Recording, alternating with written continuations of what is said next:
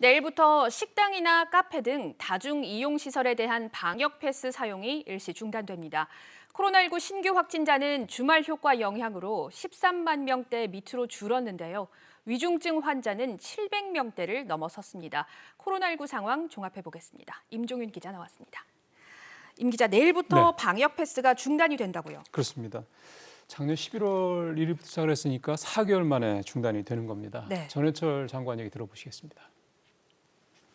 오미크론의 특성을 고려한 방역 체계 개편과 연령별, 지역별 형평성 문제 등을 고려하여 내일부터 식당, 카페 등 11종의 다중이용시설 전체에 대한 방역 패스 적용을 일시 중단하겠습니다.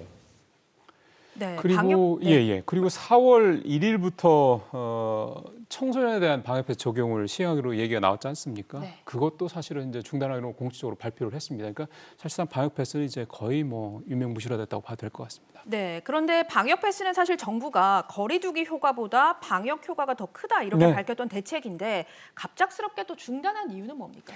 한 3가지 정도로 분석이 좀 되는데요. 일단은 확진자가 요즘에 워낙 많이 늘어나다 보니까 일선 보건소 업무가 임계점을 넘어섰다라는 내용이 일단 가장 중요하다고 보입니다. 특히 방역 패스용 음성 확인서 발급 업무를 그동안 보건소에서 맡았는데 이게 워낙에 폭증하다 보니까 거리두기보다는 당장 방역 패스 중단을 하는 게 이 보건소의 어떤 여러 가지 상황을 봤을 때 효과적이다라고 판단한 것 같습니다. 또 하나는 오미크론이 델타 변이에 비해서 치명률이라든가 증증화율이 좀 훨씬 낮다라는 점에서 관리가 조금 더 용이하다라는 부분도 감안이 된 거로 좀 보이고요.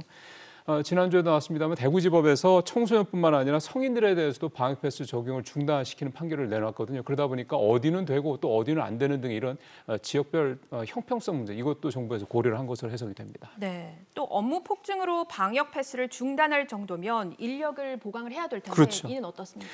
같이 오늘 전 장관 발표에서 나왔는데 일단 오늘부터 중앙부처 공무원 3,000명이 전국 258개 보건소에 파견이 됩니다.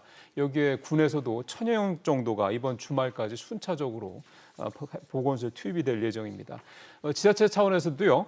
행정인력을 재배치를 해서 32,500명의 공무원들을 일선 보건소에 투입한다는 계획을 내놨습니다. 네, 또 신규 확진자가 주말 효과 때문에 좀 주춤했다 이런 얘기도 있던데요. 그렇습니다. 요즘에 주말 효과가 다시 좀 계속 나타나고 있는 모습인데요. 오늘 0시 현재 신규 확진자는 전날보다 2만 3천여 명이 줄어들어서 13만 9,626명으로 집계가 됐습니다. 13만 명대까지 내려온 상황이고요.